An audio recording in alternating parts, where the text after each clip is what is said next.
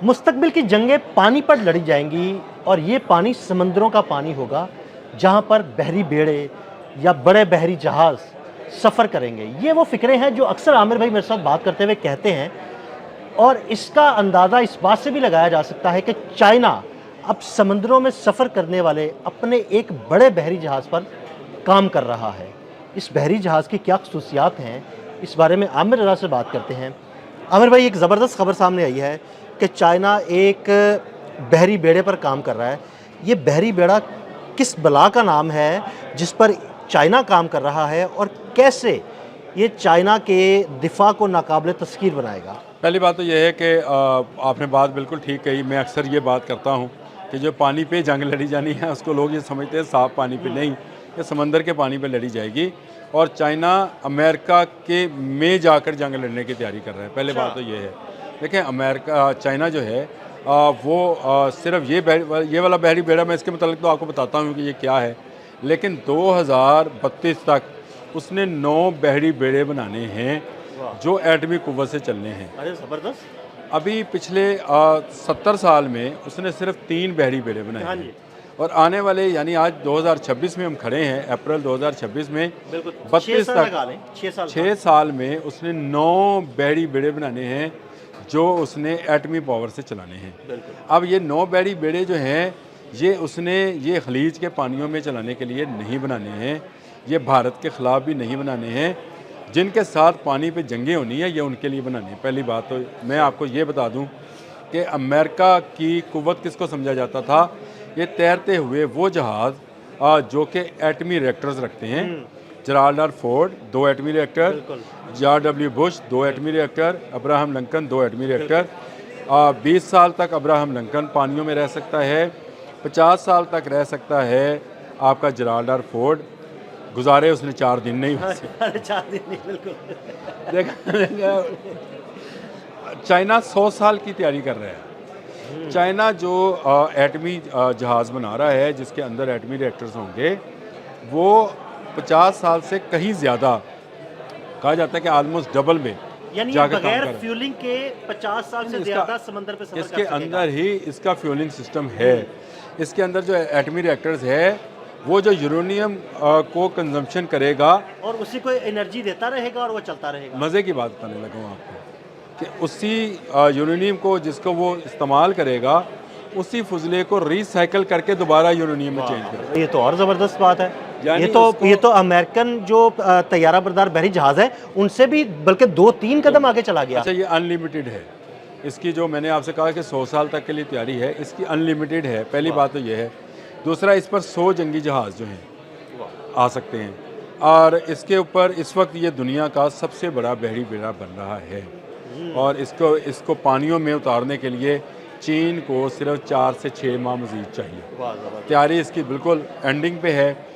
इसके मतलब बहुत सारी चीज़ें जो हैं वो खुफिया रखी जा रही हैं। बहुत सारी चीज़ें चाइनीज़ टेक्नोलॉजी की अपनी तैयार करता है और चाइना जो है इसको एक बड़े तकरीब के ज़रिए जो है पानियों में उतारेगा। जब ये पानियों में उतरेगा तो उसके बाद कोई Gerald R Ford, Abraham Lincoln, George W Bush नामी जितने भी हैं बहरी बेड़े, वो सब तो आप समझे कि उनकी अहमियत ख़त्म हो जाएगी। क्योंकि चाइना जो है अगली वॉर जो है वो चाहता है कि अगर जिस दिन अमेरिका को कोई बहरी बेड़ा नॉर्दर्न चाइनीज सी में आए तो हमारा बहरी बेड़ा जो है अटलांटिक में चला जाए। बिल्कुल, बिल्कुल।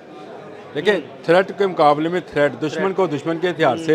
और ये चलता फिरता, मैं अक्सर कहा करता हूँ कि ये एक फ़िज़ाई अड्डा होता है। हाँ जी, बिल्कुल। जिसमें पूरा आपके शहर होता है ये। पूरा शहर होता है और इसमें तकरीबन 10,000 चाइनीज़ मरीन्स रहेंगे। ये कितना बड़ा होगा, ये तो इसका साइज़ क्या होगा? फोर्ट से बड़ा है ना, उसमें तकरीबन 8,000 मरीन 8,000 मरीन्स और इसमें 10,000 चल जाएंगे। तो ये तो और बड़ी इससे तादाद हो पहले जाएगी। इससे पहले चाइना के पास 3 अपने हैं, लॉन्टिंग और डॉइनिंग उनके नाम हैं इस चाइनीज़ ज़ुबान के अंदर ही। लेकिन वो तो तीनों के तीनों जो हैं वो रवायती फ्यूल के साथ, जिसमें जैसे आप समझे कि इंडिया का विशाल है या विक्रांत है, ये वो रवायती डीजल पे चलने वाले हैं। रवायती फ्यूलिंग वाले हैं।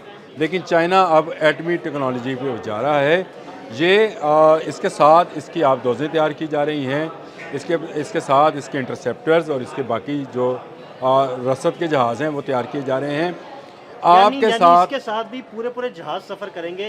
3, 4 या 5 जहाज हो सकते हैं, 2-3 आप 2 हो सकती हैं। ये सिर्फ मैं आपको इसलिए बता रहा हूँ कि चाइना जो है वो कह रहा है कि अगर अब अमेरिका इस तरफ आएगा तो मेरे जहाज़ उस तरफ चले जाएंगे। यानी ये एक ऐसी गेम प्लान है जिस पर चाइना अगले आने वाले साल 1.5 साल में अमल करने वाला है कि वो अपने इन जहाज़ों को समुद्रों में, खुले समुद्रों में जो कि इंटरनेशनल वाटर्स हैं, वहाँ पर छोड़ देगा। और अगर अमेरिका यहाँ शरारत करेगा तो उसका जवाब वहाँ दिया जाएगा। उसकी एटमी आबदोज़ें अगर गल्फ़ में आकर चाइना को तंग करेंगी, अब क्योंकि चाइना अगला, मैं हमेशा कहता हूँ, अगला जो कार्ड होल्डर है वो चाइना है। बिल्कुल, गल्फ का कार्ड होल्डर चाइना ही चाइना है। है। और देखें ना, वो जिस तरह पेट्रो डॉलर और पेट्रो युआन की बातें हो रही हैं, पेट्रो डॉलर से दुनिया पेट्रो युआन की तरफ शिफ्ट कर रही है। तो मुझे तो यही लगता तो है ये कि सारा गेम प्लान के अंदर कि अगर अमेरिका यहाँ प्रेशर बनाएगा 12,000 किलोमीटर चल कर आकर, तो 12,000 किलोमीटर चलकर चीन का जो है बहरी जहाज़ जो है वो जाएगा। शायद इसका नाम शी जिनपिंग पे रखा जाए। हो सकता है। देखें जिस तरह George W Bush, Abraham Lincoln, Gerald R Ford, ये सारे सदूर हैं इन्हीं के नाम पर इन्होंने अपने बहरी बेड़े रखे। मेरी तो ख्वाहिश है कि ये शी जिनपिंग के नाम पर रखें, जिससे दुनिया इस वक्त डरती है और जिसका डंका बज रहा है, जो चीन को वाकई में दुनिया के नंबर 1 सुपर पावर बनाने में कामयाब हो गया है, उसी का नाम पर रखें। लेकिन ये अमेरिका के लिए एक बहुत बड़ा थ्रेट बनने जा रहा है। अगले 2, 4, 5 माह में जब मैं और आप खड़े होकर इस बहरी बेड़े के मतलब बात कर रहे होंगे जो कि समुद्र में उतार दिया गया होगा, इसका रुख किस जानब होगा, ये बहुत अहम बात है। और इसका रुख अगर अटलांटिक की तरफ चला गया, यानी अमेरिका की तरफ गया, लैटिन अमेरिका के बहुत सारे ममालिक इस वक्त भी चीन के राब्ते में हैं। चीन के राब्ते में, और अमेरिका से तंग है वो। और अमेरिका से तंग है क्योंकि लैटिन अमेरिका वो है जो हमेशा अमेरिका को गाज़ब समझता है। और वेनेजुएला वाले मामले में तो ये चीज़ साबित भी हो गई बिल्कुल ऐसे ही है। कि उनको भी एक ऐसे सेफ गार्ड की ज़रूरत है। अगर साउथ कोरिया और जापान को सेफ गार्ड की ज़रूरत है तो वाई नॉट लैटिन अमेरिका, उनको सेफ गार्ड की ज़रूरत क्यों नहीं है?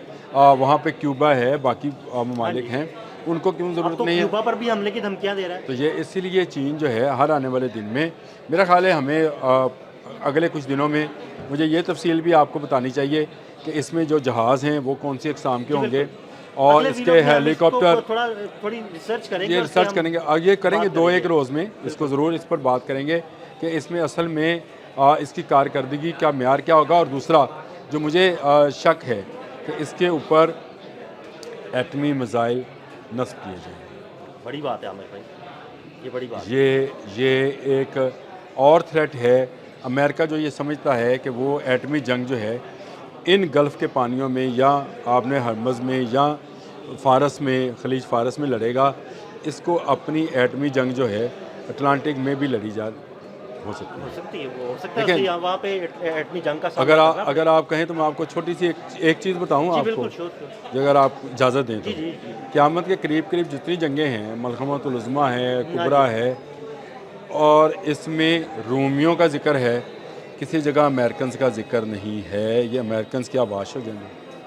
अमिर भाई ये बड़ी अहम बात है वैसे, ये कि उठा लें, हदीस की किताबें उठाएं, बिल्कुल ऐसे ही है। उठाएं ना, देखें कहीं पर आपको इस मुल्क का, किसी जगह का, किसी ऐसे इलाका, नहीं है।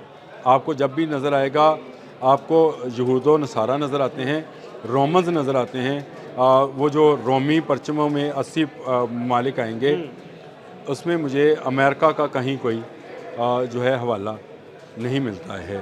तो क्या उससे पहले अमेरिका ख़त्म हो जाएगा?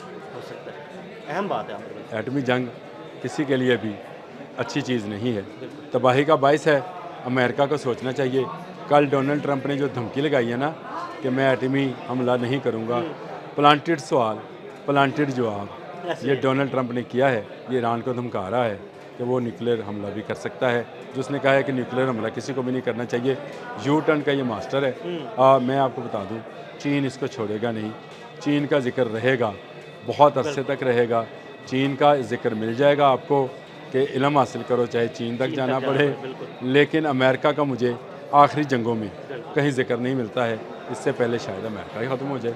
अब क्या कहा जा सकता है, मैं इसके बारे में मज़ीद नहीं। बहुत शुक्रिया आमिर भाई। आमिर भाई ने बड़ी तफसील के साथ इस सारे मामले पर रोशनी डाली। मज़ीद अपडेट्स के लिए हमें फॉलो करते रहें। अदील अहमद और आमिर रज़ा को इजाज़त दीजिएगा। अल्लाह हाफ़िज़।